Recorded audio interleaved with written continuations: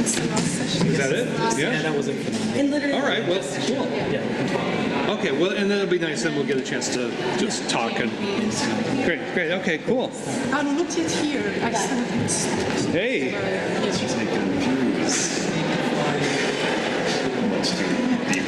No, we should talk about it. I mean, I think chairs have tended to sit down here.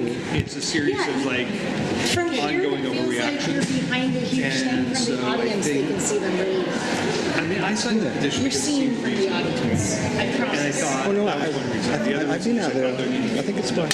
I hope not. You guys have nobody has slides. And I think It's discretionary. I discovered I'm on this panel just yesterday, you know? Yesterday. Or when you said Or that when I mentioned was going to have to perform again.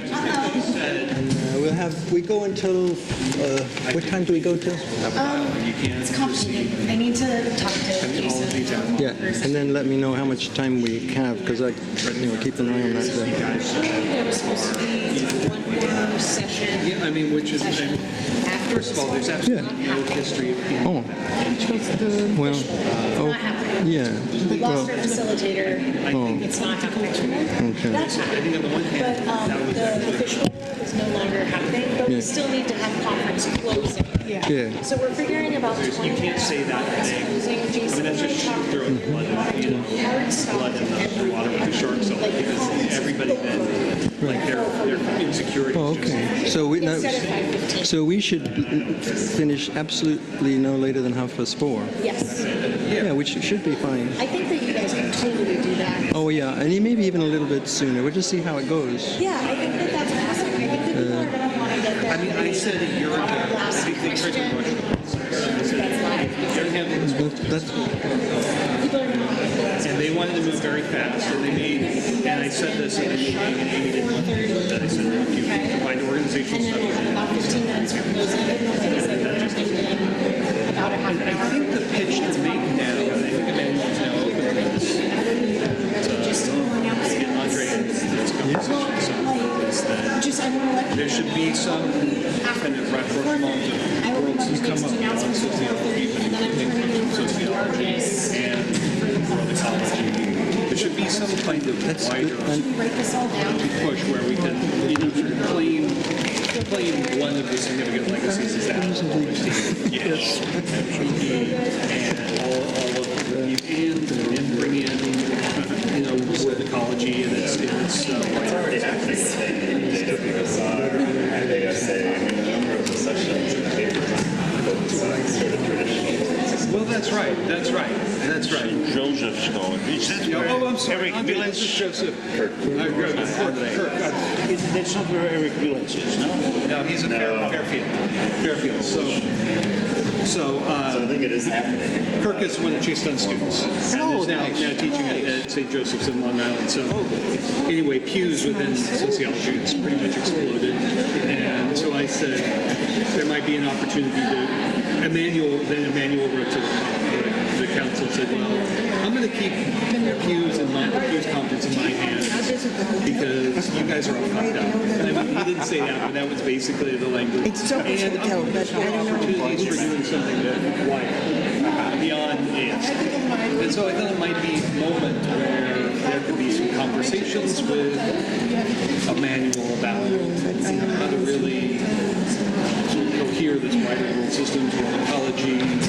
I think we should. I think now, if this is true, now it would be the time. I think it is.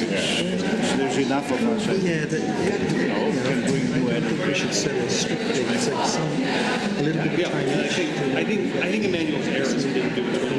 That could be. I think Emmanuel is he did the same thing with the Borel Center. He has I can certain. make some comments first. But in any case, we should. I think it's a good idea. And then the And it's a question of whether we should be so and then we get into Well, you'll see. the people that are So in America, well, you know this in American sociology, all the sections have, if they get a certain number of members, and they get a certain number of sections. I don't mind. Because it's whatever the order you want. higher. You could go first. And, no, you'll notice I didn't give a shit. I can go first. I said, look, if you reinvent the vision, And then I'm renew the done. vision, make it dialogue. And then I can listen. And make what comments or ask And questions of so- the But others. it's 5 That's minutes, what right? that's what 5 they're or 7, that's how what you they're- know, it's... So it's whenever you begin with so problem I of may members, Yeah. it's not a even You use can never less go. than You 5. can never go. Yeah, we'll see how we go. And then we're going to let everybody make comments. That's where we I suppose a question and answer quite so much. And it's supposed to engage each other, right? That's what I Once we did the... did. Yes. And, I mean, And like, you sociology, I could think, make is your just too points slow. towards the others. What Yeah. you heard. I mean, Yes, yes. They're Yes. pockets. They're pockets of great people. Great individuals. That's what I'll do.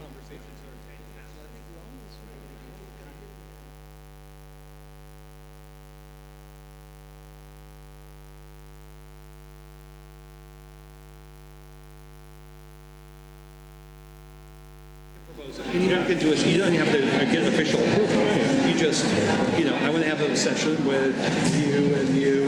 anthropologists do the same thing. And you, it's all sort of self-organized, yeah? Yeah, And that's why you have really good sessions. that's right. And yeah, you have some that don't work, but who cares? And maybe you have more sessions. I'm so glad. I've grown to despise it over time. I never really liked it to begin with, but I've gotten less and less pleasure out of it. It just seems like everyone's looking at One of the cartes, trying to get jobs. the cat, thinking cells. I Remember yesterday, were you here yesterday for the performance? You weren't. Oh, no, I wasn't. Yeah, look, I Marjolein. had to go. I went to One of the card Maybe we can cells. bring you in and give a talk. Pay you. Well, that would be fun. It'd be probably better to do it at campus. Yeah. He doesn't travel enough, so Yeah.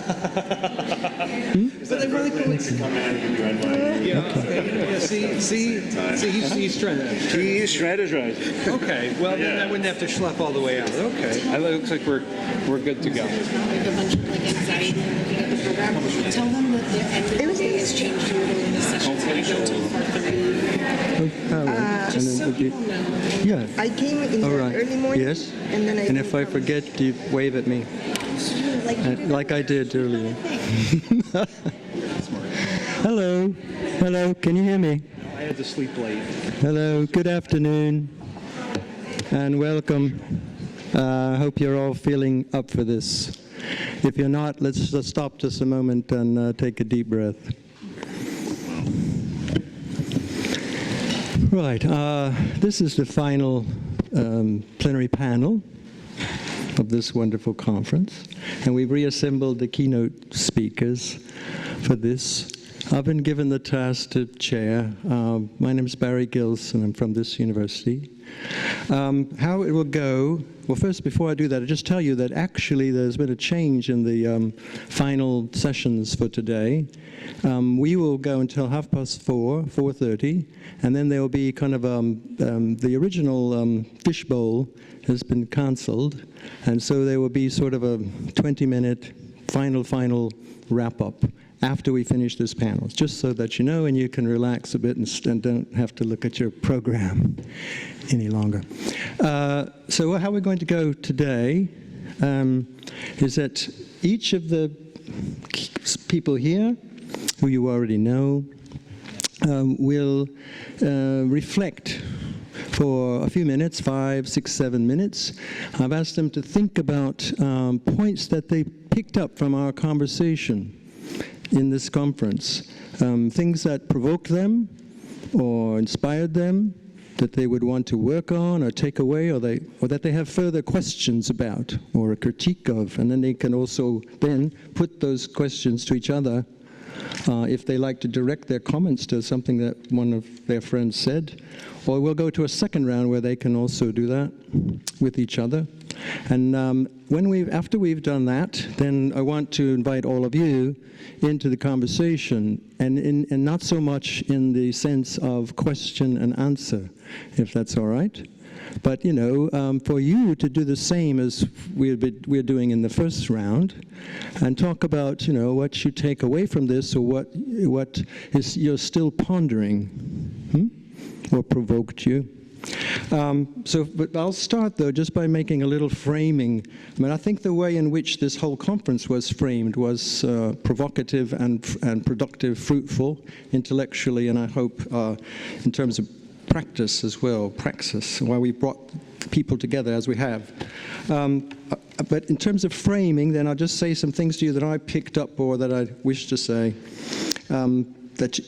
We have heard already in Jason's talk that reference to a civilizational crisis, which is, as an element of which there's a crisis of the capitalist order, capitalist civilization, capital accumulation on world scale, reaching its human and biological historical limitations and imploding. So we have this historical context of what people have called multiple crises, of which one immense element is planetary ecological degradation and destruction, and violence. Violence against the web of life, violence against human beings, crimes against both in the name of development and growth. And that we also heard that the Earth system, as some call it, is on a trajectory that might involve an irreversible state change towards what some scientists have recently called the hothouse Earth scenario, irreversible, which that if what happens is that certain types of thresholds are transgressed and multiple thresholds are transgressed, multiple tipping points are transgressed, then you have negative feedback loops reinforcing and accelerating and intensifying them mutually, and you have cascading tipping points. And this is a catastrophe. This is a catastrophe. The time frames for when this could happen are varied and contested, and the science is incomplete and still in progress, and there are huge data gaps where we don't know many of these things. But we have begun to consider it. There's a recent major scientific compilation article in the Proceedings of the National Academy of Science on trajectories of the Earth system dynamics in the Anthropocene by Stefan and Rockström and others, partly from the Resilience Institute at Stockholm, which is being debated and discussed. And it implies the historical urgency, indeed the historical imperative for revitalizing the radical social imagination and translating these critiques, this analysis, into radical praxis for social transformation. And it should not be underestimated how comprehensive this might have to be and how radical it should be. Truly radical in comparison to what exists now in the dominant modes of extractivist accumulation of capital on world scale. So we have also heard from Marisol this, in that way I would have the great importance in resistance of taking a stand and standing our ground. But that for me is also based on a really profound and deep love. This is a love for the land, but the land means the life and the web of life, and it also means, being human, being who and what you are, and that's the very deep spiritual core of a human being. This is love. So let's not forget about this importance and the power of love in reconstructing the world. And defending the life world, because we have also heard that, and we know that the life world and many human beings and indigenous peoples is one category, there's kind of a ferocious, horrific, violent assault which is going on as part of this wave of accumulation through appropriation of nature around the world, so-called nature. We have also heard a provocation to reinterrogate the concept of extractivism itself. And that is right. And looking for the deep historical roots of extractivism as it exists now, but also deepening and expanding the meanings and understandings of the concept of extractivism, far beyond just minerals or raw materials. Quite right, I think, and that's something for us all to consider. And including, the urban mode of existence as one of the factors in extractivism. the extractivism that goes with the types of civilization we've developed. And that appropriation has been globalized to provide an over-urbanized, you might say over-urbanized or mal-urbanized civilization. So, I mean, that's what I wanted to just end on, that so many of us are engaged with people who are radically trying to embody the changes that they profess. Of a whole variety of different ways of understanding that, and that's all part of, in a sense, what was mentioned by Marco Ulvila, the confluence of alternatives. Is that a possibility? You know, bringing together the many, many, many forms of radical transformation. In what way? And that's another. Sumitra said, this is such a great challenge. This is such an important question, and it cannot be ignored. It needs to be asked and debated, discussed. To what extent that is even possible, and what ways? What does it mean? You know. Okay, so I'll stop there, and I think we just go to anyone who wants to go first. I can go first. Then I won't be nervous, and I'll be able to listen. So I think I'm going to talk for less than 5 minutes, and what I first want to say is that while my examples come from what we perceive as indigenous worlds, those examples are not restricted to indigenous worlds only. Indigenous is a very tricky category, and neither Mariano or Nazario, the two men with whom I co-labored the book that I called Earth Beings, or Maxima would call themselves indigenous in Peru. So indigenous is a very specific category that has specific histories, and that is both empowering and very disempowering. And the disempowering part is what, aspect of it is what Mariano and Nazario would reject. They would prefer to call themselves Runakuna, which simply means people like us. And in these people like us, from that us, I would be excluded because I am not with Earth beings. But I am with them in a complex us that I think disrupts the us-them simple division that indigenous as a biopolitical category, as a category of the state, forces upon us. So there is radical difference, but this radical difference doesn't preclude a complex us. An us where I could be with Mariano Nazario and mutually exceed each other.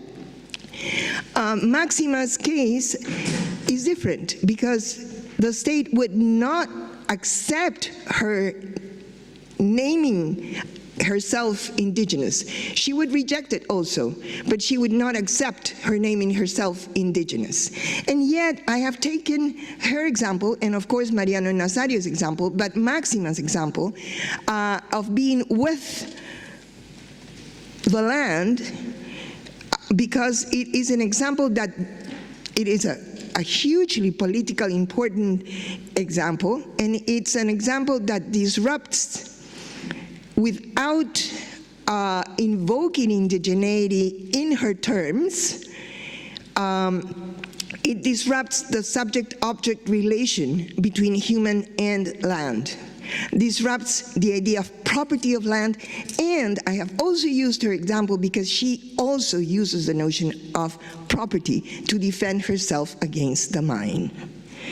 So it's an example that makes us think, and I guess that's why we go to these categories provoked by spaces that we identify as indigenous spaces. We go to those spaces because not because indigenous peoples are right and we have to become indigenous and because we have to follow what indigenous people say, but because those categories that come from those spaces that we term indigenous, and I want us to reflect upon how we bring in in the state when we say indigenous. Even if indigenous is an empowering category, when we say indigenous, we also bring in the state. But, okay, going back to what I was saying, when we reflect from those spaces that we call indigenous, we find elements that challenge our habitual forms of thought. This is something that I'm borrowing from Isabel Stengers. And this is almost exactly her words. We listen to indigenous peoples. I would not say peoples, I would say indigenous spaces or spaces that we name as indigenous, because from those spaces we are challenged. Our habits of thought are challenged. So it's a very selfish position. It's about how we relearn, and how we relearn to be us in a complex way, not the simple us-them position, but us in a complex way. I think that this idea of challenging our habits of thought is where I find a point of connection with one of the things that Jason said. He clearly said we need to find alternative modes of thought. And this is something that I think the Anthropocene, Capitalocene, and what I call Anthroponocene may offer.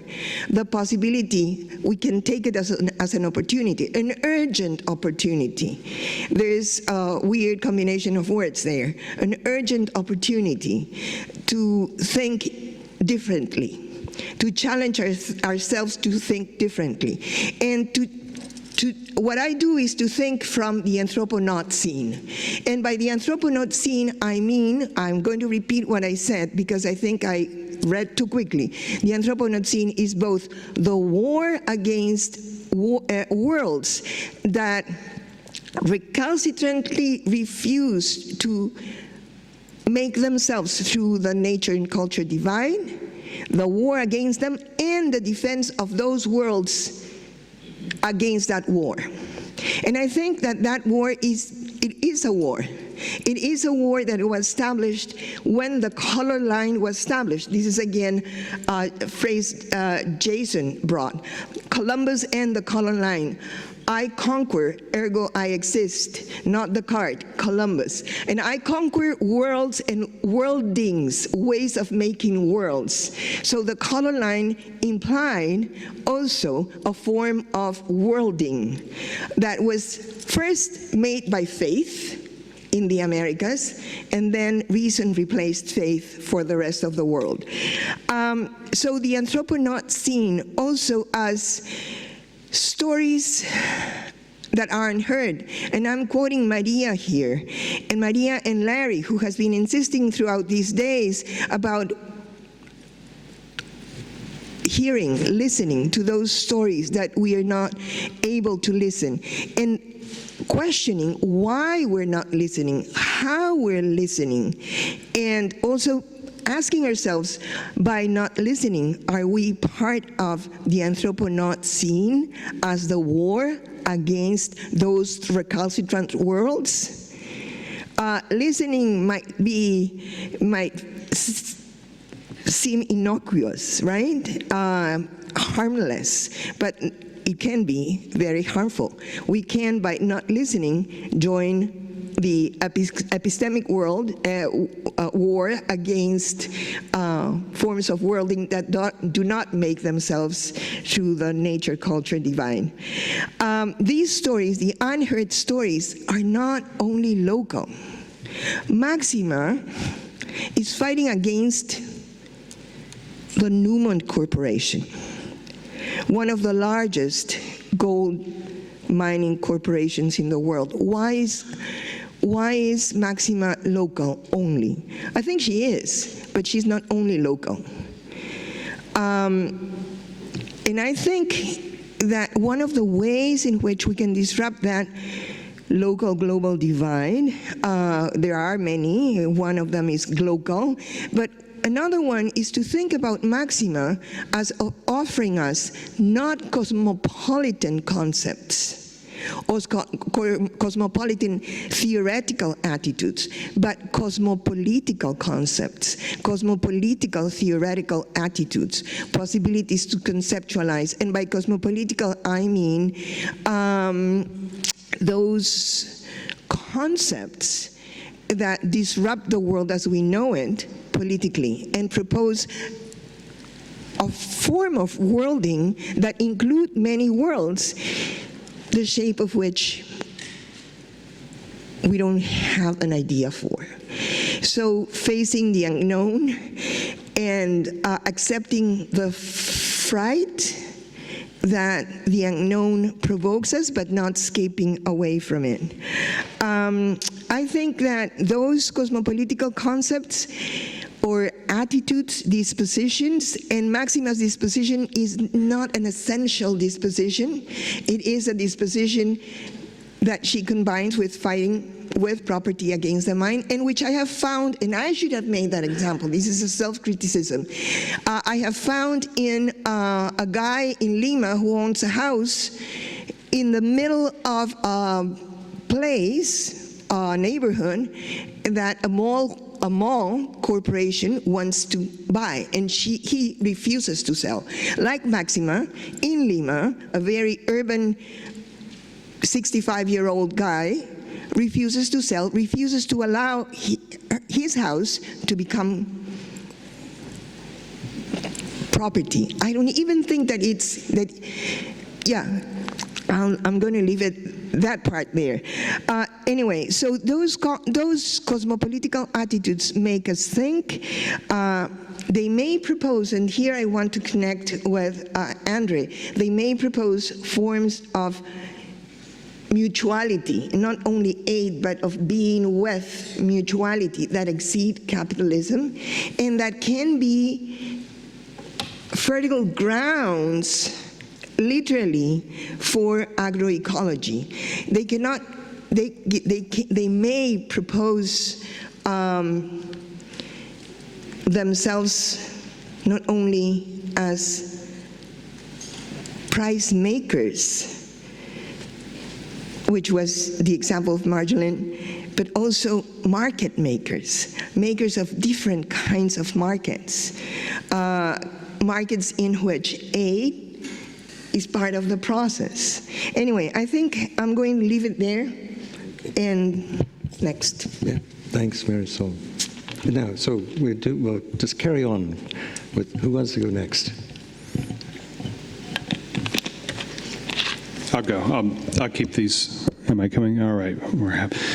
Well, this has been wonderful. I think that what I see every year at these World Ecology convergences is an extraordinary moment where, as those of you who have worked in universities know just how rare this is, a moment where we can listen to each other, where we don't have to agree on everything, and we can learn something, and we can. I would like to think that World Ecology as a conversation at its best is an ongoing conversation and process of collectively developing a new modes of knowledge that challenge directly the violent and quite material modes of knowledge that are fundamental to making our world.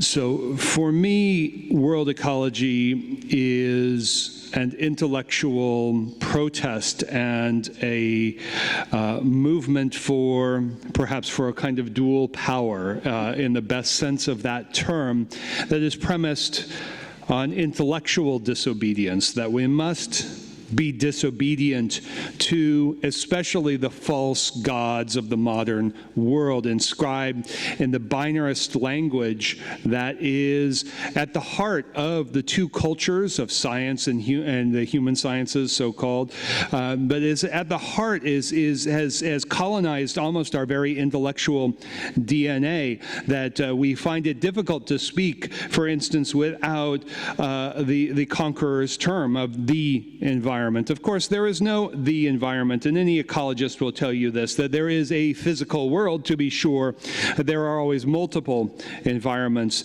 that are differentially, unevenly implicated and impregnated with each other. So we must challenge these abstractions of nature and society, of man and woman, of colony and metropole, of white and not white, at every turn, not only because they are problems with the language, and I am struck by how, especially some very well-known white male Marxists have said, well, we don't need language, you're just playing games with language, as if language somehow doesn't matter, as if every colonial power, in the words of Laura Ann Stoller, makes sure to police who sleeps with whom, and whether the language is used to control, to discipline, and police culturally, violently, and soft and hard power every other way. So how do we build communities of struggle within the scholarly world, in the scholarly world, but not of the scholarly world, to protest, to disrupt these structures of sociology, of geography, of literature, this fragmentation of knowledge, that these abstractions are, of course, not merely words floating in the ether. The most fundamental of these are real abstractions, nature and civilization. Every great colonizing, conquering project has decided upon the arrival on the new land, from Ireland to the Americas to South Asia. We saw on Monday Churchill talking about the Indians. They're a beastly people with a beastly religion. His language says with every pore of his existence, these people are not part of civilization. These people are not human beings, because the audacious accomplishment of the modern world has been to disguise and create and reproduce a world color line, a world gender line, a world class divide around the premise that over here is society and over here is nature, and oh yes, we're going to move all of these human beings into the realm of nature, the better they can be treated cheaply and violently. And so I think this kind of conversation opens up a way for connecting, I think one of the great tragedies of radical thinking in the 20th century has been to separate the political economy of capitalism, the capital accumulation, and the problems of economic transformation on the one hand, and the problems of domination, oppression, and violence on the other. How do we have a conversation that allows us to see these dialectically, that is, that both make each other, that what I fear in the ongoing sort of schism on especially what is sometimes called the eco-socialist left is that you have one terrain that's one current that says here is the ecological crisis of capitalism, and then everything else is secondary. Race and gender are secondary to that, and I would say no, that indeed, as Black Lives Matter would insist, that the climate crisis is a racist crisis, that that the climate crisis is a crisis of planetary apartheid and a planetary patriarchy in the most violent ways. And so how do we create new forms of knowledge, new imaginations? I've heard many people refer to this as an academic meeting, which of course it involves many people employed by universities. But fundamental to the world ecology conversation has been its essential opening and its strong intuitive sense that the arts and activist organizing are fundamental to this project as well. So we need to see that there are not only new insights, but new forms of language, new forms of representation, new forms of communication that will come from outside the university walls and will allow us to continue to build and to pursue a kind of dual power strategy. So I want to maybe close this by just saying and I'm impressed every year, just how impressed I am by the diversity of experiences, the diversity of perspectives and disciplinary backgrounds. And I think I also want to convey my gratitude, not just to the amazing organizer of this conference, Sofia Agolani-Albov, and her comrades, but also to all of you who have spent considerable amounts of time and money and personal energy to come here and engage in this conversation. And so I'm going to stop here with the spirit that maybe I can hear more from you, from whom I've learned so much over the past few days. Thank you.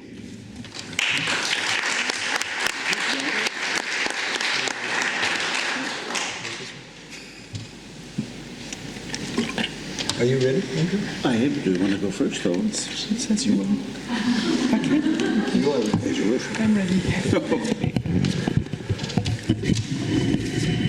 Okay. After the storm of Jason, I'm going to try to be a bit calmer. As I told you in the beginning, it's a very new experience to me to live this kind of conference, and I must say I'm delighted that I can talk so freely about my concerns and get a positive response, unlike at other conferences where I've been aggressed, almost literally, by what I was trying to explain. I have 5 points. You know, I work in points. It's my natural scientist background. Okay, first point. We've heard a lot of depressing stories. That's how I feel it. That's the downside. Again, new discoveries about what has been going on Earth. For example, the novelty for me was the Finnish colonialism. Wow, okay. I changed my mind on Finland. Forestry imperialism. Okay, only forestry imperialism, nothing else. Okay, we'll see what comes next. But also, during those depressing stories, I realized also that they've been told by people who are very concerned about why it's so depressing. So that was a good thing. A lot of consternation, so a lot of emotions overwhelm me. And it always brings back the question, how has this ever been possible that we got ourselves in this situation? And it's easy to say capitalism or extractivism, but there were always people behind it who actually carried it out. And it's still bringing me to questions about how do you become a human being willing to, carry out the extractivist activities, being very open about greed is good. How do you become something like this? And it brings me to my second point: education. Early childhood experiences, up to higher education. But I have 3 children myself, so I've read a lot about child psychology. The first 6 years are determining for the rest of your life. And at the same time, when you're older, it's very hard to get back to those first determining years to know what actually brought you where you are now in life. I can expand a bit more on this when there are questions, but I want to come to my third point. A long time ago, I read a book that determined a lot of my thinking about this psychology. It's called Masters and Power of Elias Canetti. Somebody knows this thing? Okay. Apparently, humans like to follow outwardly very strong-looking people. Look at what's happening with Trump. One good thing about Trump is that he gives us a very good example of what's happening with thousands and thousands and thousands of other people in the world who are outwardly looking very strong and draw with them masses. So I think there's something to look into this about what drives people to be very rough, rude, and cruel capitalists. Then back to representation, maybe. If I see an issue for the farming crisis in this representation. I presented this as a way of transitioning from one farming style to another. But for farming styles to be able to transition to a more peasant-like style of farming, we need households reconnecting with those farms. This means it's up to all those urbanized people, consumers, if you like, households, to look for that reconnection and encourage farmers to take that step and change and show solidarity. It's about the decolonization of the mind. It's a word used by Guzman, who is a Spanish agroecologist, and I very much like this term, because what was my experience since I left university is that I had to forget a lot of what I learned at university, so like reformat my mind to be able to open up to other experiences. So that was my fourth point. The representation has to come from both sides. My last point is about an obstacle towards representation of households is de-skilling. We've been de-skilled to run a household. We've given away a lot of former householding skills to industry. For example, cooking. So, then I come back to another writer I like, Michael Pollan. The Americans under you might know him. He has a credo that goes like this. Well, eat mostly untransformed food. For the United States, this is really a big thing to say. Mm-hmm. Eat mostly untransformed food, mostly plant-based. That's for your own health. Secondly, in order to be able to do this, you need to cook yourself. So if you don't cook, you need to learn how to cook. And you need to learn to distinguish the good ingredients from the less good ingredients. So it's a whole learning process, an experiential learning process, by definition transformational. Then he says, if possible, start a vegetable garden. So you venture into more risky adventures, start a vegetable garden. If possible, with several people together. And then last point, if possible, if you don't live too far away from where the farming happens, engage with a farmer. That was my last word. Thank you.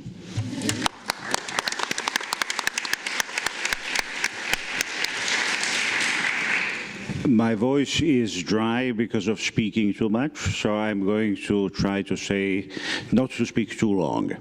So it's just wonderful to hear all of this, and it's wonderful to be a member or participant in the World-Ecology conversation. Many years ago, a friend of mine told me that academic life has three important moments. First, listen to the person as long as you can figure out how he or she is wrong. Second, there are at least 28 ways that somebody can be wrong. Choose one. And third, once you have chosen the way that he or she is wrong, attach an ism to the end. So he or she is an essentialist, existentialist, or what have you. Most of my academic life, I tried to do exact opposite. And when I speak to my students, I always say that we are trying to create a prefigurative way of conversation where we are not going to butcher another person's argument, to caricature arguments of other people, but are going to engage in something that is or should be a role of every intellectual community of scholars and political activists. Now, World ecology, as a conversation, as a process, as a project, feels as one of most spacious, intellectually and analytically spacious, and most generous spaces to actually engage in conversation, ranging from how we can eat insects and support capitalism to global commodity frontiers, and doing this in a way that actually feels truly empowering.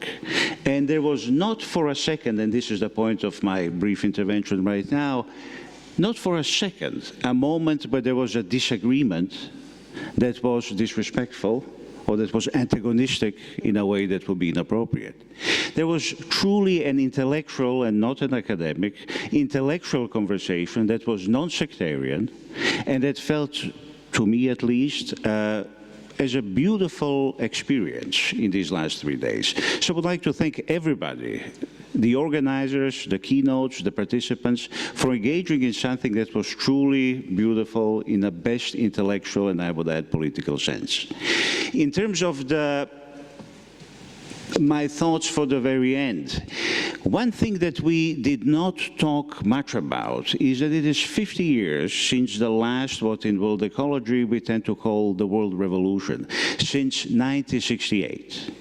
And I think it would be interesting, maybe if we have time, and I don't know if we will, including everyone here, to think and reflect onto what has really changed since 1968, and since what I usually call the world revolution of 2011. Many people would disagree, but there was a truly incredible confluence of struggles in 2011. And one thing that comes to mind is that in 1968 we sort of created this intellectual bonfire. All concepts were thrown to this bonfire. We got rid of Hegel, we got rid of dialectics, we got rid of the industrial working class, many different things. And many people were left stranded, so to speak, perhaps the left, white Marxists, as you described them, people who were saying, well, who is then really the new agent of social change? Who is the new social revolutionary protagonist? And of course, that might not be the right question to ask, but it's still a very intriguing one. And there is one concept that I don't think that we reflected enough on, concept that unites two examples that I offered in my opening speech. One is the new Latin American feminism, which I'm greatly impressed by. The other is the Kurdish experiment in Rojava, which I'm even more impressed by. They're united by three things: direct democracy, liberation of women, and social ecology, new sort of a cosmovision or political community. The concept that we haven't been talking much about is the concept of care. And I think that more and more in places like United States, where I unfortunately live right now for the foreseeable time, I hope I might have to be there, there is a new composition or new recomposition of struggles, and maybe even new kind of class recomposition. And I am going to make a somewhat outrageous proposal that there is a new class emerging. And that class that is emerging ever since, to my knowledge, the Occupy struggles of 2011 is the caring class. And maybe it's time to think how a caring class can be used as a way of transforming or recompositioning the working class. What is the working class today? I think there was a great mistake associated with old Marxism, let's call it that, the traditionalist Marxism, of completely reducing class to the notion of male industrial wage work. Working class labor was always caring labor. It was always about, as Nancy Phobel likes to say, meeting other people's needs, creating and maintaining relationships, caring about people. And if you think about the Occupy movement, if you think about the similar constellation of struggles in other parts of the world, you will see that these were mostly movements of people who are care workers, people who are teachers, people who are hospital workers, people who work for different educational institutions. And there is a new sense of possibility that is emerging out of this. And I would like to see us as scholars and as political activists engaging more and more with the notions of care and notions of different configurations of struggles that I think are really important. And I'm not entirely sure how to make this point completely, because it's a tricky one. You know, you don't want to look for the new sort of industrial, new kind of a vanguard. But if we think about organizing our struggles around the principle of care, I think that we are going to be in a very interesting political territory, and I think that we should explore that political territory because it connects places from Latin America all the way to the place where I come from, which is Yugoslavia. Thank you.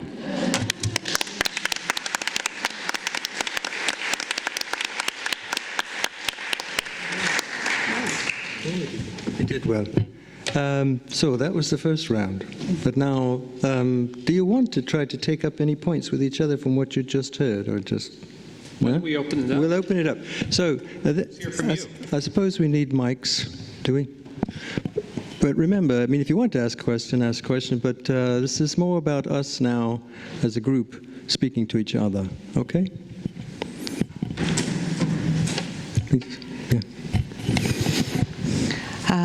Thank you, first of all of you. And Andrej, was it the class of care or curators?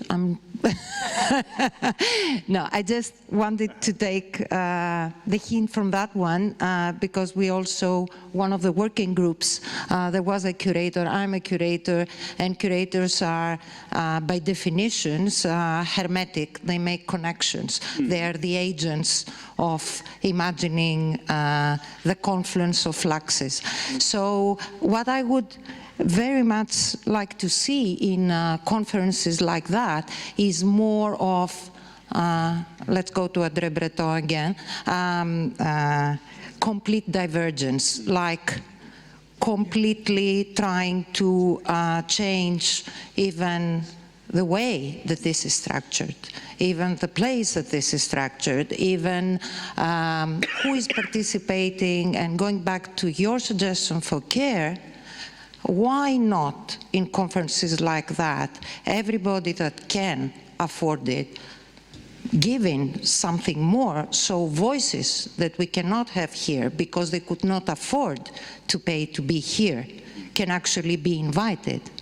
So that these voices that we are so keen in talking about how they should be heard, they should be in the room, so that we stop representing always people that should not be represented.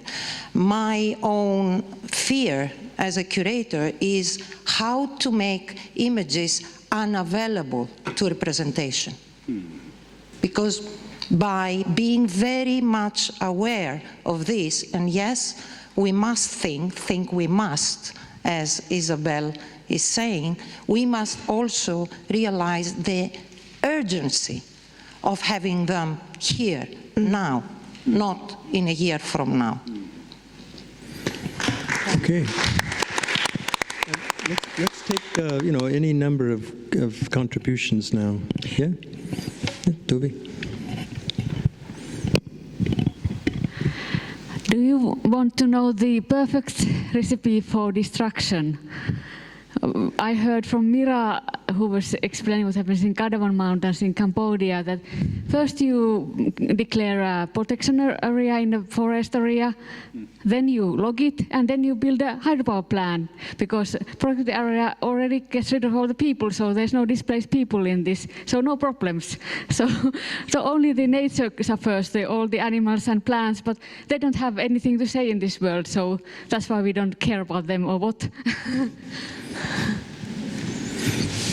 So, over there.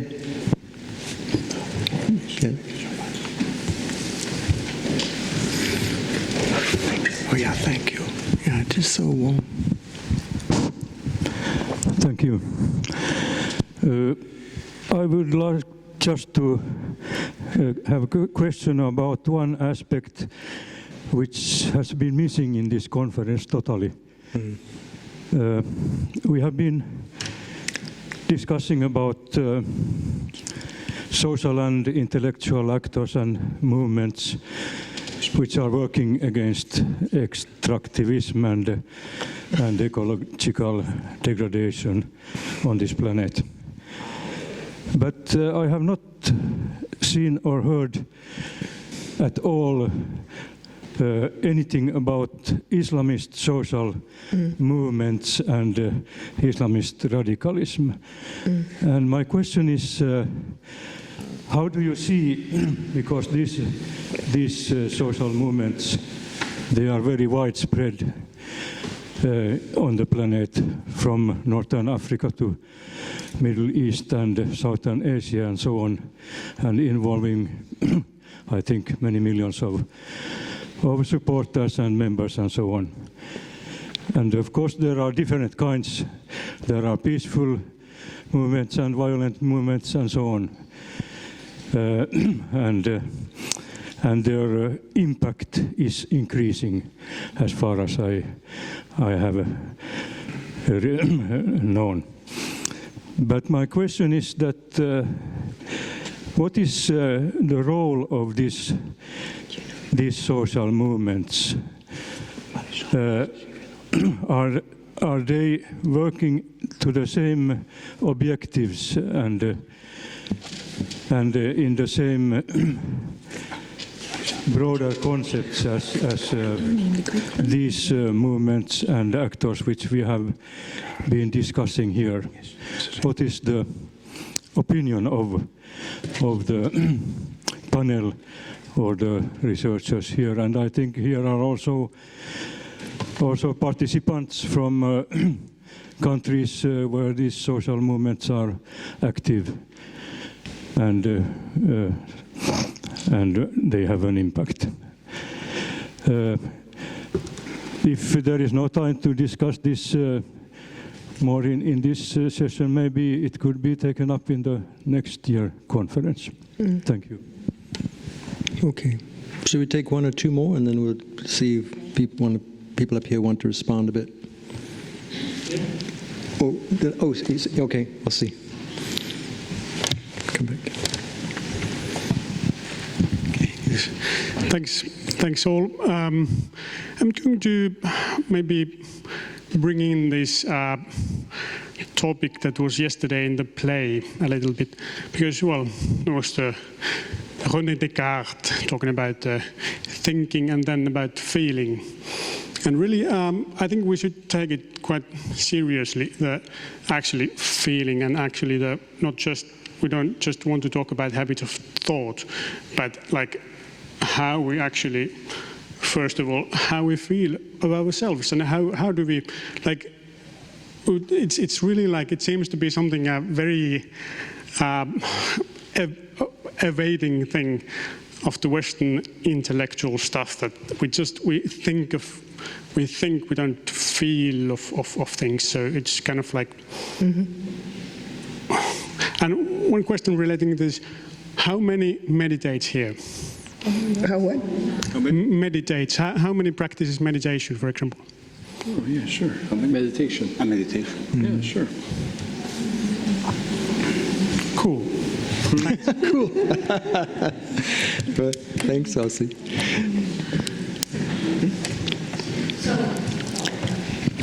I'm loud. I'm pretty loud. I don't know if I need this. So I've given a lot of thought just to this concept of extraction or extractivism, and I guess I think it's probably true for a lot of us. It's true for me. I tend to think of the most obvious examples first, I guess. Petroleum extraction, right? Or I've learned a great deal about sand, about concrete, for example, today. But I think of the more obvious examples. But one of the examples, and this gets to my question, it's a question about education, is I feel like there's an argument to be made for, I guess, something I might call the extraction of consent. So in the United States, where I live, where I grew up, in the academy, for example, there's a great deal of, or an increasing academic repression. This might be particularly true in the social sciences. I'm in a philosophy department in the humanities, and particularly under our current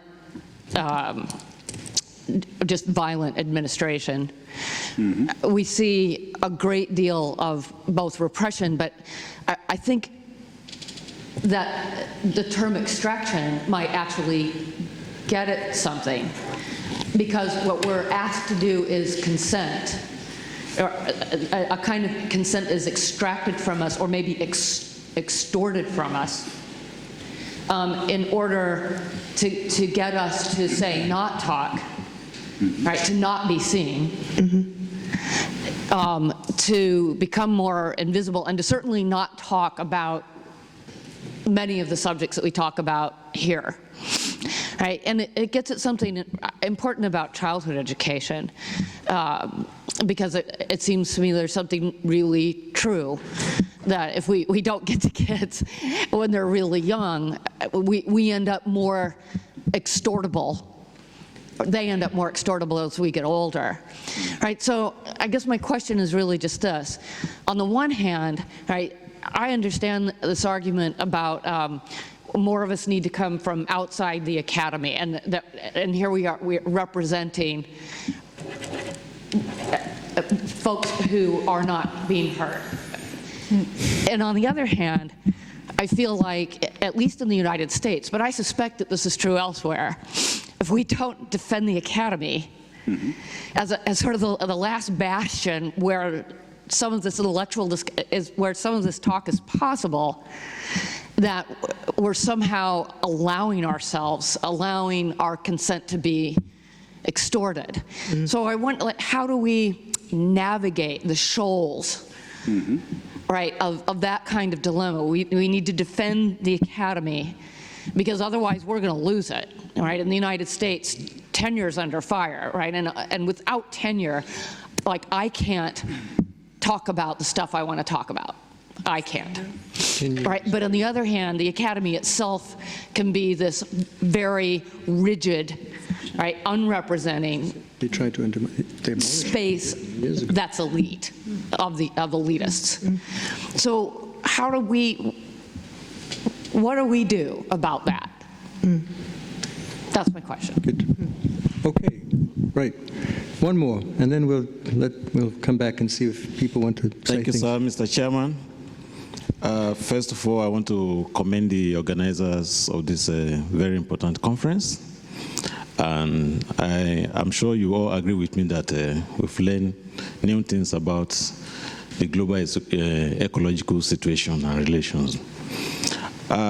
First of all, I want to commend the Yugoslav man for his highlighting the idea of care, which is very, very important. But my question goes to Professor Cadena. The issue of indigenous people, don't you think it's necessary for the government of countries affected, like especially in Latin America, to legislate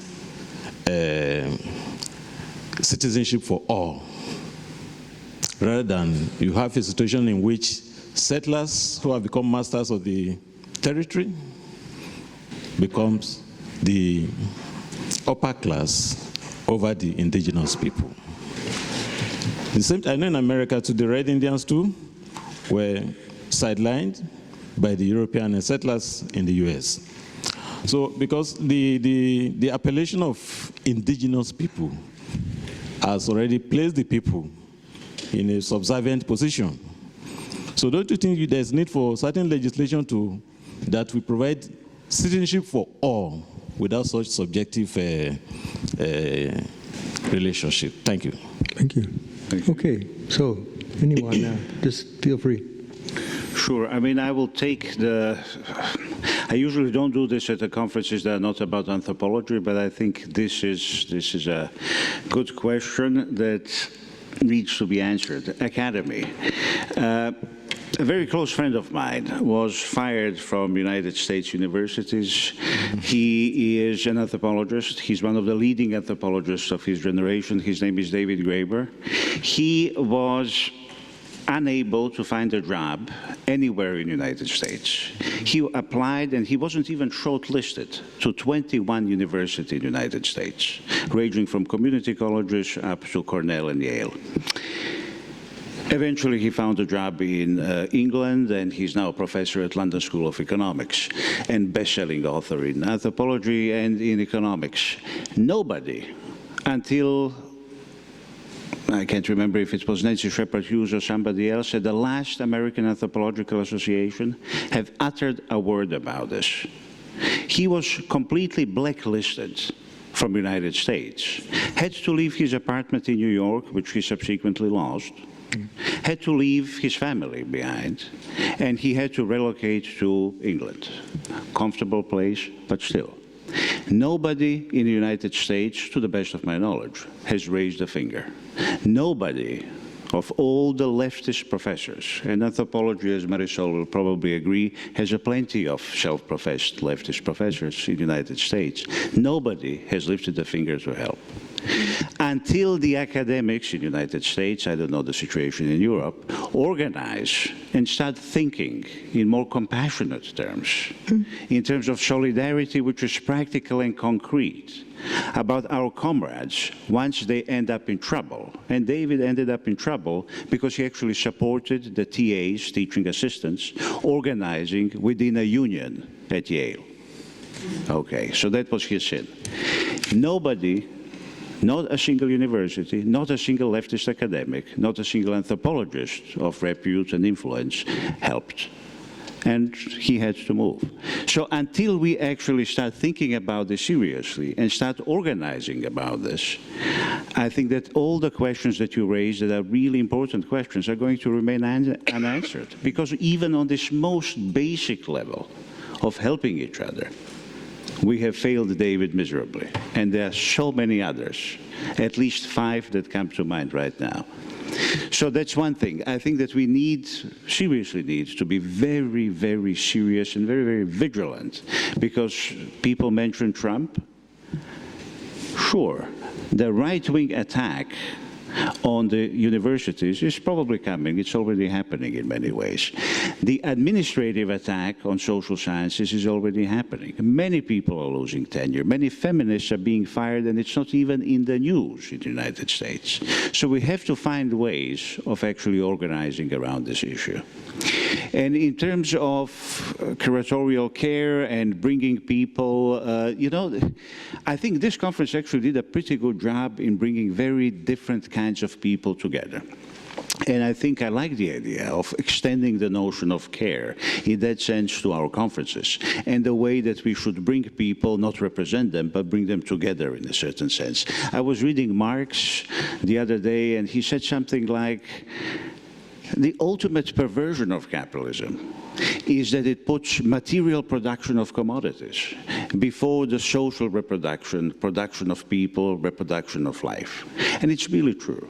And until we start thinking in those terms, and until we start thinking about the resistance in those terms, I think we are going to be in trouble. So. More thoughts? And we have at least one former union president in the audience. If Mark is Mark still here? There you are. You led the strike in Manitoba, what, a year and a half ago? You want to defend tenure? Unionize. Thank you. Yeah.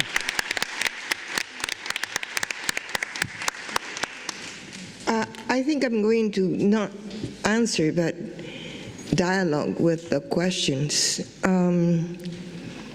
Extraction of consent. I think that comes with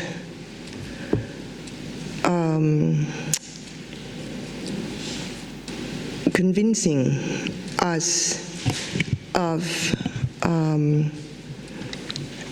privileges and the importance of those privileges. I mean, I'm thinking Gramscian hegemony, consent and coercion, and privileges are used to coerce. Consent is extracted through promises of hierarchy and name. And that is extracted, imposed on us through something I refuse, which is productivity, high productivity, a number of articles per year. I took 10 years to write my book, and I take a lot of pride about having done that. So what we have to resist is a time that academia imposes and the offers that academia makes if you comply to its requirements. So yes, unionize and also resist timing and resist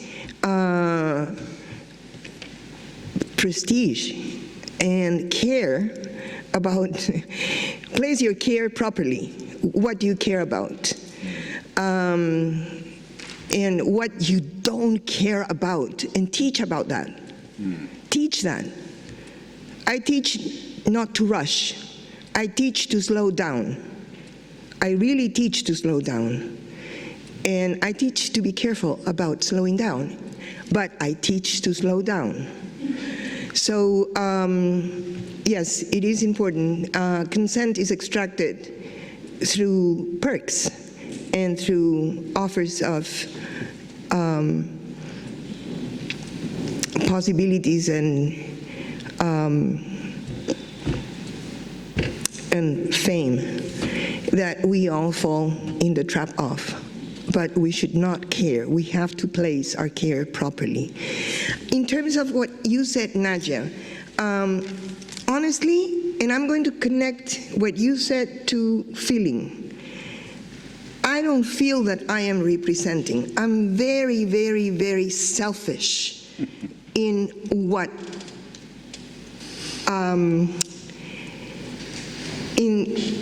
I use, and I say that very caringly. I use what I learned. I was collabored by Mariano Nazario. I didn't collaborate with them to make their voices heard. I was collabored. I learned, and it was my postdoc, I learned a different way of thinking. And I think that I use Maxima's case, not to represent her, but to force us to think in a different way. Of course, there's an inevitable sense of my representing Maxima or Earth beings. And perhaps that's something I'm doing too, but I'm not only doing that. And I think that we have to let go, and I think this is connected to the us-them and the simplicity of the us-them. We have to let go of the them and us as two separate conditions and think about a complex we. And when I say Maxima, I'm saying how we think, how the complex we thinks, or how we think complexly through a we that's not separated from them. So, and that has a lot of feeling in it.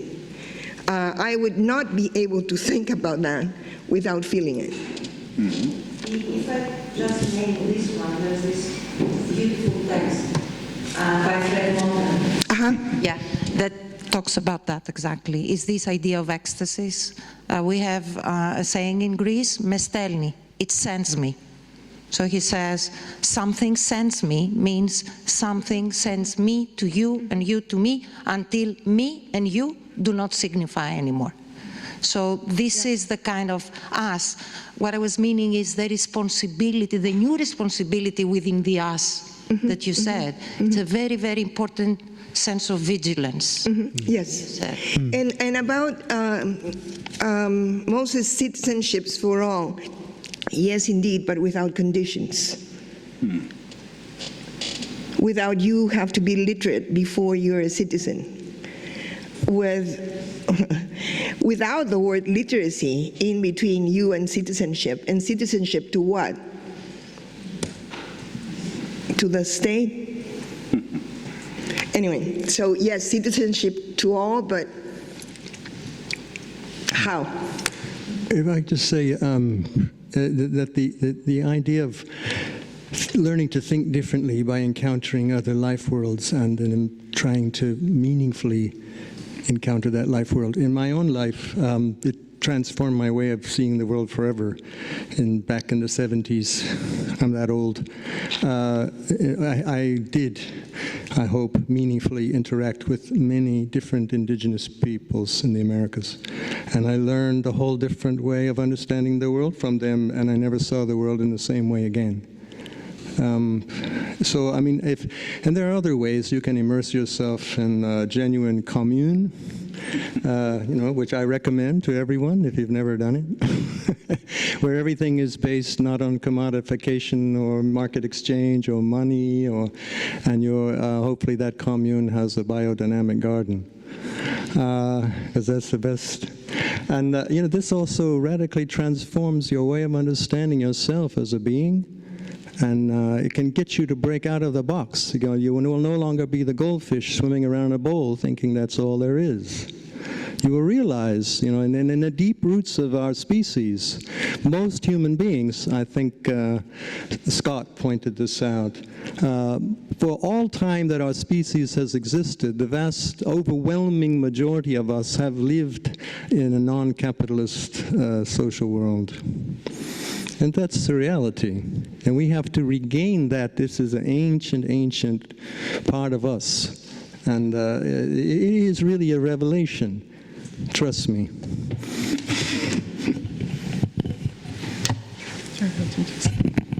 Well, why don't we take some more? We'll take some more. You ready? Who's Sumitra, and then Gutu.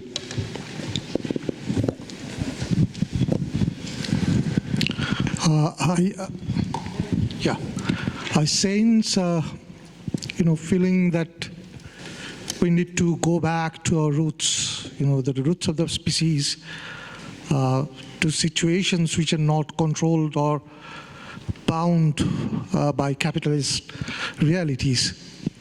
So, there are worlds within worlds within worlds. There are many worlds in this world. But the thing where we started from is that there is the domination and hegemonic domination by capital. We are all living in capitalist realities. And to break out of that, I don't think that starting a commune somewhere, excuse me, I would love to stay in a commune. I didn't say you had to start one. Starting a commune somewhere, a very isolated kind of praxis, those are not going to help us in the long run. We need political unity across the spectrum. We need intense, serious political engagement. Because this is a political challenge which capital poses. And the world had tried to negotiate with that, to counter that in a very political way, which failed. I'm not sure whether Jason would agree, but to me it seemed the old ways of countering capital and to create a beyond capital world had failed. So we'll have to think about new world. That is not going to happen once in a year, convergences, and then going back to our own worlds and doing the same chores, which is bound by the rules of capitalism, unfortunately. So really we'll have to think about this activism beyond, all our serious academic engagement with the issues beyond the conference halls. And we'll have to link with grounds where actual struggles are being shaped and taking place. And because I have been an activist for the last 4 decades and so, and I don't want to feel more frustrated when I go back. So let me go back with some bits of hope, that people are really engaging with this seriously. So it's a seriousness that matters. So I would really request you all to think beyond this World-Ecology event and think of more systematic practice of engaging with ground-level realities and struggles so that a real dialogue can be created. Thank you. Over to Gutu there.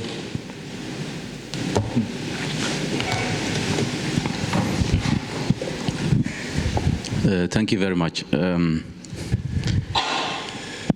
I've been listening carefully, and I rarely heard concepts like recognition and redistribution. Of course, representation has been raised now from the audience, and also as responded by the panelists as well. So when we talk of capitalist extraction and extractivism in general, it always rooted in misrepresenting something, and there is also an element of misrecognition. Then counteracting that, posing a challenge, resisting capitalist extraction would gain momentum by re-representing the misrepresented and recognizing the misrecognized. And alternative ways of representation were suggested already. Then I would have loved to see more about redistribution, because as we engage in such kind of discussions, this is political also. And even if our hope is mostly about the future, and redistribution in a way that probably, at least intellectually, addresses the past, would also be an issue to be considered, in my view. Probably justice, the concept that would be taken up next year, I don't know, in this conference, that would take up, as I see from the brochure. I just raised these questions for general reflection and as it comes to my mind. Otherwise, there are many new concepts that I learned myself, and a lot of things to think about. Thank you. Just here. We can go down. Just down here. Hi, thank you for all the contribution. I just want to point out that it seems to me that there's one thing important lacking in this all the conversation. That is, we seem to imagine that capitalism is something outside there, outside the academic world, to be researched, for us to research, to look upon, and to see how we can engage with it. But capitalism or neoliberalization also happening in the academic world as well, in terms of like journal publication, in terms of like exploitation of academic, social labor, the labor power, and also so many senior scholars in my institute and others institute, they are already burned out because of the pressure. And as a young scholar, I also don't know that if I can get a job after I finish my PhD.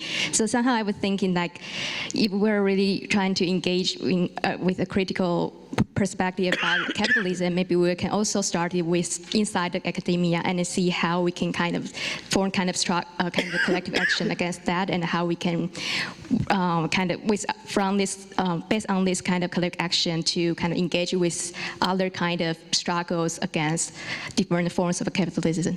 Okay, thank you. Can I just express? Yeah, I'd immediately like to pick up on that one and on a couple of other comments here. I don't know if I can really put that right, but it seems to me that when it comes to this task of new modes of thinking or like new ways of thinking, I guess the problem of capitalism even goes further than just the academic world that we are in. In the end, we are capitalism. No, we are all part of it, like with our existence somehow, it seems. And so this intellectual attitude of like talking about capitalism as this is something like outside of us is maybe already a problem.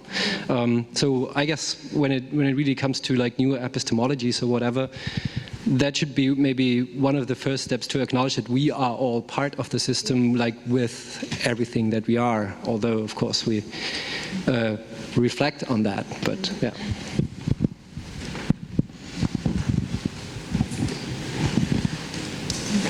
Hi. Yeah, and then, well, sorry. Where do we go? So, you've got one. Oh, hi, thanks. Yeah. Just thank you. You know, it just struck me as the panel began, the first invocation was really to essentially planetary boundaries and the role of science to tell us how limited our Earth was in a certain way, and the sort of risks of moving to regime shift and climate, et cetera. And then the other four panelists moved on to offering rather qualitative modes of exposition or qualitative modes of solution in some way that didn't exactly resonate with the sort of very first sort of invocation to science or to our scientific understanding of the Earth. And it occurs to me that, well, I think maybe the presentation started with Kropotkin, so I've been thinking about this other form of science that he was sort of developing, and it sort of strikes me that along with capital science has the same powers of abstraction and functional synthesis that motivate a certain worldview, a certain ontology, and yet in this discourse in particular, we do rely on it in a certain way, but that way seems yet undetermined. Sometimes it seems like we're riding the back of science as we simultaneously try to undermine it, sweep its feet out from under it, or is it a more functional critique? I guess I'm curious to hear some reflections on the role of how science is being perceived, embraced without pure skepticism, right? That we see, especially in the U.S., simultaneously critiqued yet used in some way that doesn't then colonize our own life view or sort of enclose it entirely. So I guess I just would like to hear some reflections on that. Thanks. Thanks. And now it goes, and then Pirio, you had your hand up. Yeah, so go. Thank you. I just want to sort of bring in Harry Harootunian's idea of unevenness as a mode of capitalist production, especially in the book Marx After Marx. Because I feel like in this couple of days we've been talking about capitalism or capitalist modes of production and extractivism, but sometimes we talk about it in this like a totalizing fashion as if, I can go into detail on and on about primitive accumulation and how Harry actually argues that process, primitive accumulation being a process, never fulfills itself. It's still arguable. We can talk about this forever. But for me, is that this is exactly where we can see the opening and we can find holes and cracks but in order to see that, those difficult to see those holes and cracks, those not being subsumed lives and forms of lives within the web of life, as Jason put it, is really important. It takes attention, takes caring, takes listening, and welcome to the woman's world. There's never a real flip up and the world's great. No, there's never like that. It's always like negotiating and going through this unevenness, like power, economics, financial, or literacy even. You would never like totally change the world. I'm sorry, that's just being a woman, that's experience. So welcome. And but at the same time, I feel like we are the bodies going through this unevenness. So we need to take care of ourselves. That's sometimes when I see hardworking academics and activists, I always feel like, did you sleep last night? It's important to take care of yourself so you can take care of others. And me being also a young academic, young scholar, the best advice I got is like, you have to be selfish, otherwise you're a young woman, people just expect you to hand them coffee and take care of them. So it's also important to see this uneven positionality and uneven capitalistic reproduction itself, even as an ideology. How does it, not as something that's like overarching form. And somehow I feel like that kind of image might help us going through all these contradictions and sometimes very murky situation. Thank you. One more for Pirjo here. Pirjo, just here.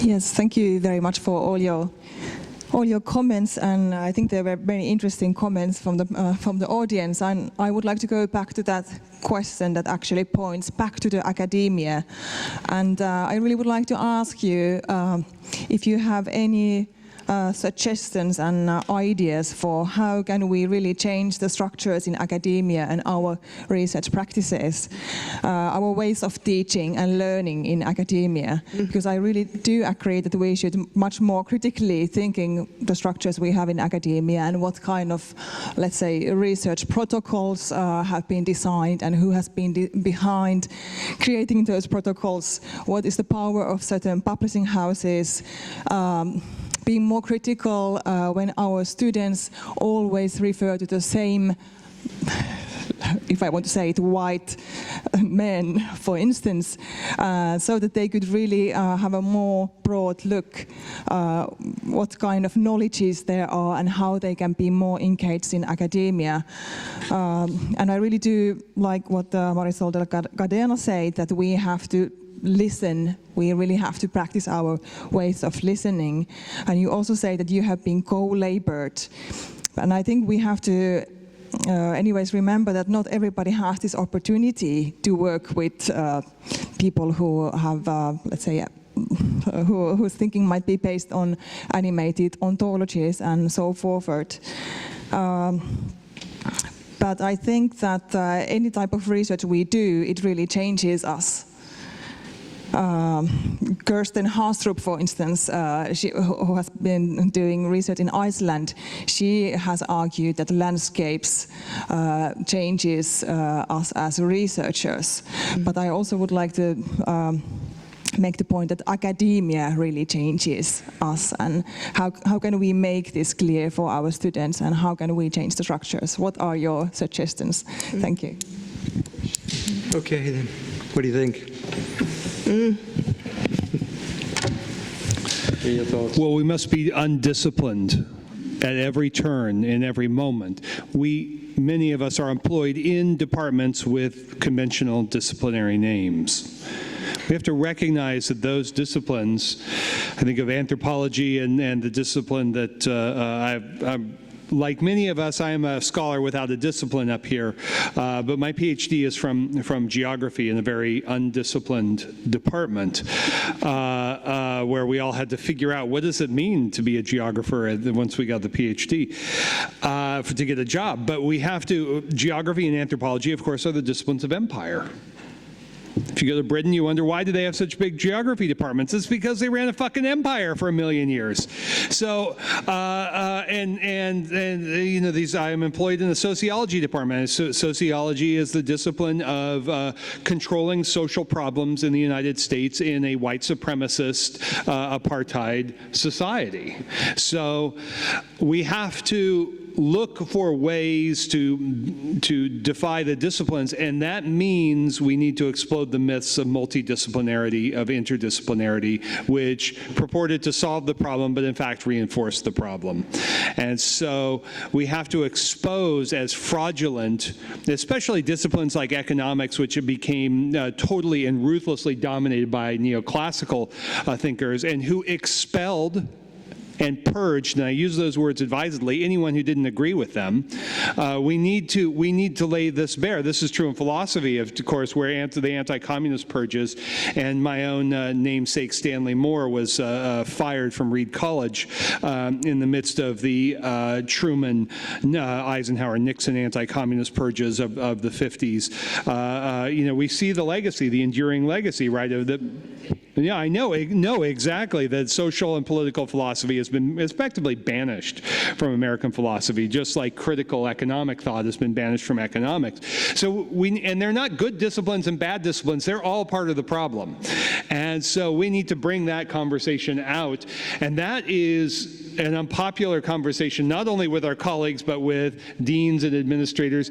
And at the same time, we have to be aware of the tendency of some very savvy administrators, like we see at Arizona State, to abolish departments and then find these mega schools as a way of maximizing the power of the administrator class and devaluing faculty governance. So there are all these tensions. And yes, again, unions, because if we don't want to get fired, we better have some class power. And I would add to that, just very briefly, care. Intellectual disobedience, which is equivalent to undiscipline, and care. One without the other doesn't work. Care is extremely important, and I agree with Andrej. Just to add a footnote to what both of you have said, it's interesting. So both Jason and myself are coming from a perspective that used to be called unidisciplinarity. I'm not entirely sure that this is used. Emmanuel Bolestein and his colleagues, once upon a time, they launched an attack on disciplines. And it was a marvelous attack. But it came after 1968. And now listening to you, I'm thinking maybe this has something to do with the power of social movements. Whenever you have a strong social movement, there is a questioning of institutional and institutionalized disciplines. So when I go to Chiapas, I always go to a place that's called a non-disciplinary social science, you know what I'm talking about, social science place. Basically, wherever you have a strong movement, you have an attack on disciplines. I was recently in University of Rojava and University of Mesopotamia. It's the same thing. They don't want to think in terms of disciplines. Wherever you have a strong social movement, or so it seems, you have an attack on knowledge that's organized to reflect the values of liberal class within the capitalist world economy. And that's really interesting. So I think the stronger social movements are, the less of a hold institutionalized disciplines will have on our imagination. I think we can also think about the fifth point that Marjolein raised and how to bring that to academia and how the extraction of consent de-skills us to think, to disobey, and to care. So, and probably about many other things. So maybe we can start something that's the equivalent of cooking to re-skill us ourselves, which may be thinking together, which may be think feeling. I don't know, how can we resist the extraction of consent, resist the de-skilling? How do we re-skill ourselves in a different academic mode, in a mode that brings back intellectual practice to academia, which has been devoid of intellectual practice? Well, all right, and then we'll probably stop, because we're at our time. Well, 3 words. 3 words, she says. 3 sentences. But it seemed, okay. Start a garden. I have a huge garden. I wanted to say the point about we can't emphasize too strongly the point about unions. I'm a really active union member, and I am currently being defended by my union, and I would be fired were it not for my union. Day after our elections in the US, I draped my window that looks out onto the quad with the flag upside down. And it's hung there ever since, even though a white nationalist organization on my campus is quite brutal, and it means that I have to be walked to my car by the police. So, and were it not for my union, I would have been shit-canned last year. Right, so I just can't identify with that point more than I do. But I also wanted to say, besides unions, and maybe it's a simple point, I guess we all know it, I cannot fathom a time where we need to be more courageous as teachers than right now. However we understand that, whatever intellectual civil disobedience we're engaged in, if there's any one thing that binds us, I think it's the need for courage right now, particularly in the face of all of the implications of climate change and everything that means for human beings, for non-human animals, for our ecologies, for our lives. So, thank you. That's a good note to conclude. I think we should give ourselves, all of us, a round of applause for everything we've done and all the contributions of everyone.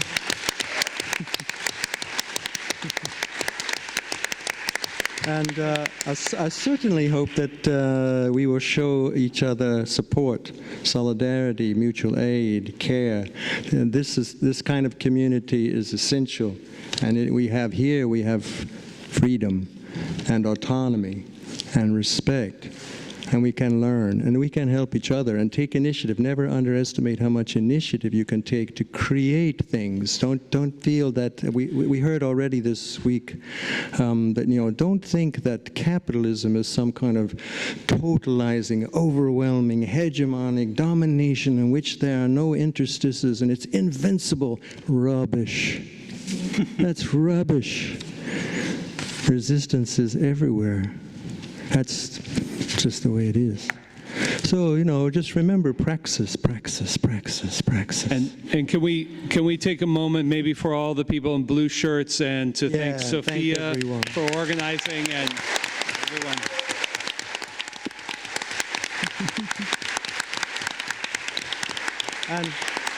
And don't forget,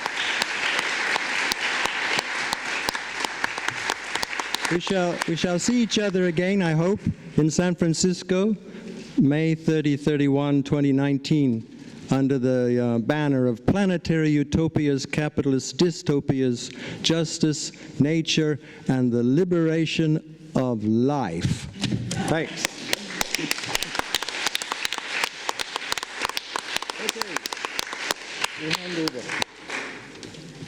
All right, the conference wouldn't be complete without more announcements and logistics, right? So, I have a few things to logisticize to go through, so sorry, I'm going to try to be clear.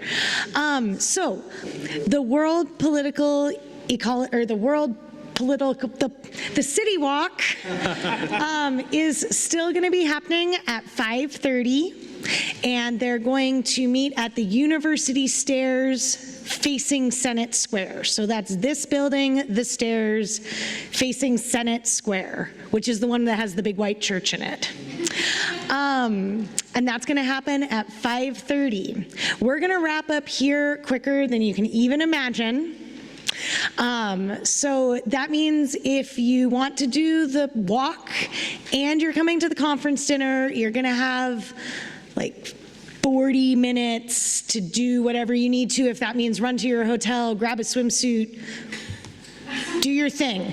If you need more than 40 minutes, I do not suggest that you try to do the walk and then if you are joining us for the conference dinner, and you're going on the walk will take you to the dinner. So the walk will go all the way to the dinner. It is a walk.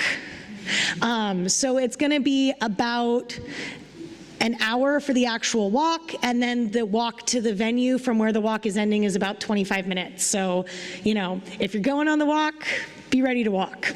I sound really crazy right now. If you are joining us for the conference dinner, it starts at 7 o'clock, and we have a conference dinner. And then there's also a sauna on the site of Lapinlahti, which everyone is absolutely welcome to come and use. I'm going to state it as clearly as I can. You do not need to be part of the actual seated eating dinner part to come and use the sauna. Anybody in the conference can come and use the sauna. It's located on the grounds. Probably the easiest thing to do is to find us at the dinner, and we'll make sure you get down to the sauna. You're also welcome to use the grounds of Lapinlahti for a picnic or a stroll around the bay. It's a beautiful place. We hope that everybody will come out. And really, between you and me, if you're not coming to the conference dinner, but you want to come visit in the conference dinner, just don't take the plate of food, okay? Is that okay with everyone? Because of course we want to keep the good feelings in these conversations alive and going and spend every second together that we can. And then if you saw me today and asked, because I did have a few extra spots for the actual plated food, if you saw me today and asked about that, you're fine, we're good. So whoever you guys are. So I think that's it. Did that all make sense? Not going to the walk and going to dinner. Not going to the walk and going to the dinner. I hope you all have Google Maps. The location is pretty easy to find. You can reach it by tram, call a cab, give it a little walk. It's about a 25-minute walk from where we're standing right now. So, and you do all have Wi-Fi here, so if you're a guest, you can download that Google map. But that's what I got. Sound good? All right, thank you guys.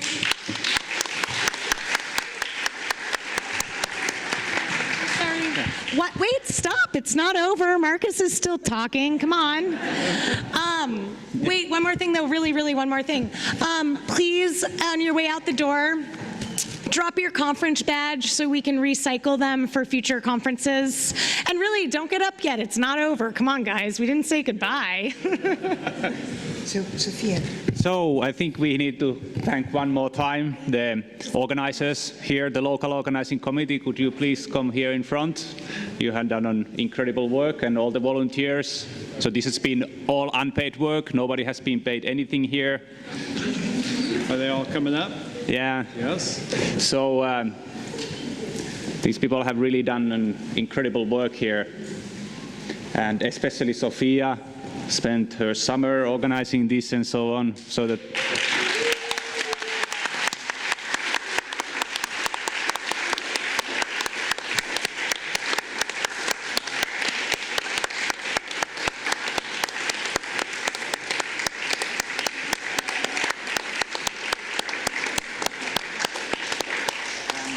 Eleonora responsible for organizing all the help with the volunteers. And, yeah.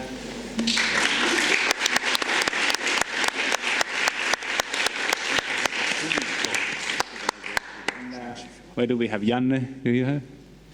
He refused to be thanked. Okay, well, Janne has also gifts. And also you can spread, all the others, Ossi for the great help, Maria, and everybody else, Mira, for organizing all the panels, and everybody else who is not mentioned now, who is not here in front. Yeah. Web streaming. Yeah, and the web streaming, of course.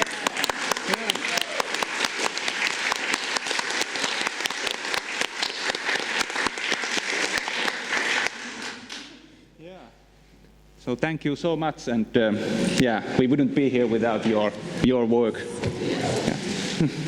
Yeah, he lied. It wasn't a summer. We've actually been working on this for a year and a half. Oh yeah.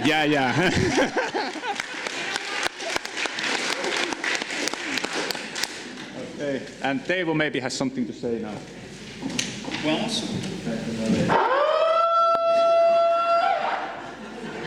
yeah, so Sophia already gave you some of the basic logistics of the walk. I just wanted to make sure if you see me with this, or Milka, who will be helping with the walk, we start here at 5:30. It won't be so long we'll be walking a little bit here, a couple of stops, and then we get to where the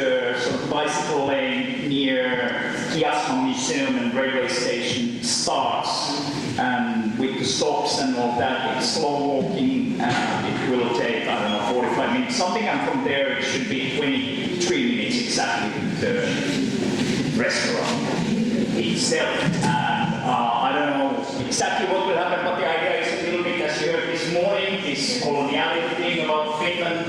In Finland, people don't normally think that Finland is doing something colonial because we were colonized, the Swedes and the Russians and all that. So we try to explore a little bit some of the things about coloniality in Finland that have to do also with racism and ethnic profiling and things related to that. So, yes, thank you, everyone.